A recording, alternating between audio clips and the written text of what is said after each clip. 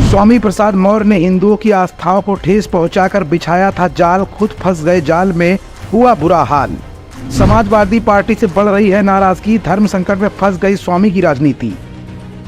स्वामी प्रसाद मौर्य को बयानबाजी पड़ गई भारी, गले में फंस गई बयानों की हड्डी, अब शुरू हो गई राजनीति की नई कबड्डी।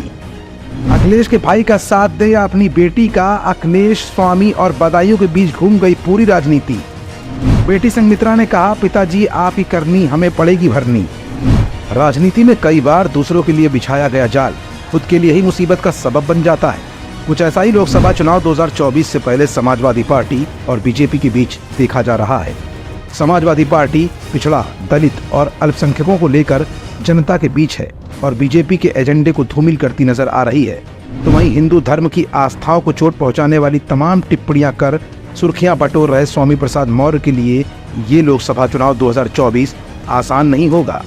आखिर स्वामी प्रसाद मौर्य अपनी की गई टिप्पणियों और समाजवादी पार्टी से बढ़ते प्रेम के चलते भाजपा छोड़ चुके हैं और उनकी बेटी भाजपा से ही सांसद है। ऐसे में स्वामी प्रसाद मौर्य की बेटी संघमित्रा मौर्य बदायूं सीट और स्वामी प्रसाद मौर्य के बीच ऐसा कौन सा धर्म संकट खड़ा हो गया है जिसने स्वामी प्रसाद मौर्य के साथ साथ समाजवादी पार्टी की भी नींद उड़ा दी है। ये सब कुछ आज हम अपनी रिपोर्ट में आपको दिखाएंगे भी और बताएंगे भी, लेकिन इससे पहले जरा फ्लैशबैक में चलते हैं। 2022 में स्वामी प्रसाद मौर्य कुशीनगर से चुनाव लड़े। संघमित्रा मौर्य ने बेटी होने के फर्ज को पूरा करते हुए अपने पिता स्वामी प्रसाद मौर्य का जमकर साथ दिया और प्रचार किया और बीजेपी की आलोचनाओं का शिकार भी हुई, लेकिन बीजेपी ने उनको पार्टी से नहीं निकाला। संघमित्रा मौर्य ने जमकर अपने पिता के पक्ष में प्रचार भी किया था, लेकिन अब पूरे मामले में ट्विस्ट आ गया है। वो ट्विस्ट क्या है, अब जरा ये भी समझ लीजिए। दरअसल समाजवादी पार्टी के मुखिया और पूर्व मुख्यमंत्री अखिलेश यादव ने बदायूं से अपने चचेरे भाई धर्मेंद्र यादव को लोकसभा चुनाव का टिकट दिया है। इसके साथ साथ 15 और सीटों का निर्धारण कर दिया गया है।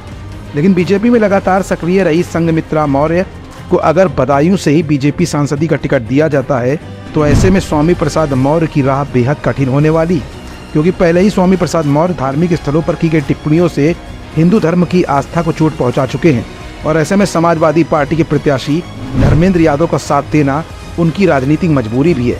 तो वहीं बीजेपी के टिकट पर ही दोबारा संघमित्रा मौर्य के चुनाव लड़ने से समाजवादी पार्टी की गणित भी गड़बड़ा सकती है, क्योंकि जिस तरह से संघमित्रा मौर्य ने स्वामी प्रसाद मौर्य का साथ उनके चुनाव में दिया था, कहीं स्वामी प्रसाद मौर्य समाजवादी पार्टी का साथ देते हैं तो अपनी बेटी का साथ नहीं दे पाएंगे, और अगर बेटी का साथ देते हैं तो भी हिंदुओं की आस्थाओं को चोट पहुंचाने वाली तमाम टिप्पणियां उनका पीछा नहीं छोड़ने वाली, जो उनकी बेटी संघमित्रा मौर्य के लिए एक निगेटिव इमेज भी तैयार कर सकता है। और अगर ये भी मान लिया जाए कि ये सब कुछ ठीक भी रहता है और वो अपनी बेटी संघमित्रा मौर्य का साथ देते हैं, तो ऐसे में अखिलेश यादव सहित उनकी पत्नी डिम्पल यादव की नाराजगी का भी शिकार होना पड़ सकता है। गौरतलब है कि अभी हाल ही में धार्मिक स्थलों पर की गई टिप्पणियों पर मैनपुरी सांसद और अखिलेश यादव की पत्नी डिम्पल यादव ने स्वामी प्रसाद मौर्य के बयानों से किनारा कर लिया था और लगातार अखिलेश भी स्वामी प्रसाद मौर्य के बयानों से कन्नी काटते दिख रहे हैं।